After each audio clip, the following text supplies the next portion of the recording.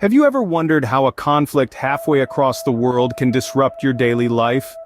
Well, let's take a journey to the Red Sea, where tensions are escalating due to the incessant attacks by the Houthi militants. In the heart of this conflict, we find the United States, the United Kingdom, and France, all rallying together to protect one of the world's most vital shipping routes.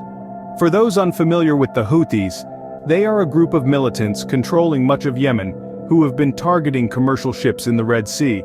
The US in particular is investing millions to intercept drones and missiles fired by the Houthis, with a primary aim of safeguarding the shipping routes that pass through the Red Sea and the all-important Suez Canal. The stakes are undoubtedly high. Any disruption to these shipping routes has potential implications for global supply chains, affecting everything from the price of your morning coffee to the availability of the latest tech gadgets. But it's not just about commerce. The conflict is also a delicate balancing act, with the US and its allies exercising restraint to avoid sparking a broader conflict in an already volatile Middle East. As we can see, the stakes are high and the world is watching closely. Let's dive deeper into the sequence of events, shall we? The attacks began to escalate from mid-November, marking a significant shift in the maritime landscape.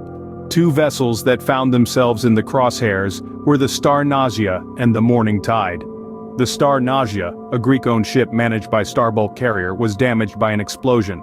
The time was approximately 11:15 Greenwich Mean Time. Luckily, the crew remained unscathed. The cause of the explosion remains uncertain. Was it a sea mine lurking beneath the waves, or a rocket streaking through the sky? That's a question that still hangs in the air. Simultaneously, the Morning Tide, a Barbados-flagged general cargo ship owned by a British company, was sailing south through the Red Sea. It was then that an unmanned aerial vehicle, or UAV, struck, causing damage. Despite the sudden and unexpected attack, the ship performed evasive maneuvers and continued its journey. The crew were unharmed and the ship remains operational. The owner of the Morning Tide, British firm Furadino Shipping, reported that the ship was currently sailing without any issues. Nonetheless, this incident serves as a stark reminder of the dangers lurking in these waters. The attacks on these vessels were not isolated incidents. They are part of a larger pattern of aggression that has disrupted global shipping routes. Companies are now being forced to reroute their journeys, opting for longer and more expensive routes around southern Africa. These attacks have not only damaged ships but also disrupted global shipping routes. So, what does this mean for the rest of the world? The escalating tensions and subsequent attacks in the Red Sea aren't just causing ripples, they're creating waves. International shipping companies are feeling the heat. To avoid the danger zone, they're rerouting their vessels. This isn't just a detour, it's a major disruption to global supply chains. Goods are delayed, costs are increasing, and the ripple effect is felt by consumers and economies worldwide. But the impact goes beyond economics.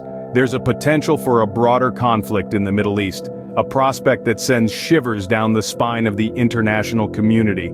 The stakes are high, the players are many, the consequences, unpredictable. As the world watches, the Red Sea's troubled waters serve as a stark reminder of how interconnected we truly are. It underscores how a disturbance in one part of the globe can reverberate across oceans, continents, and nations. As we have seen, a localized conflict can have far-reaching global implications. So, how is the world responding to these threats? In the face of these maritime challenges, nations are stepping up to the plate. The United States, for instance, is deploying substantial resources to the Red Sea. Behind the scenes, the Pentagon is spending millions to intercept drones and missiles launched by the Houthis, with the aim of ensuring the safety of commercial vessels traveling through the Red Sea and the vital Suez Canal. Across the pond, the United Kingdom and France are also contributing to these efforts. They are sending their own ships into the fray, bolstering the defensive front against potential threats. The key here, though, is a balanced response. These nations are exercising caution to avoid sparking a broader conflict in the Middle East, a region already fraught with tension. In essence, the response has been one of deterrence and defense, a delicate dance of showing strength while avoiding escalation.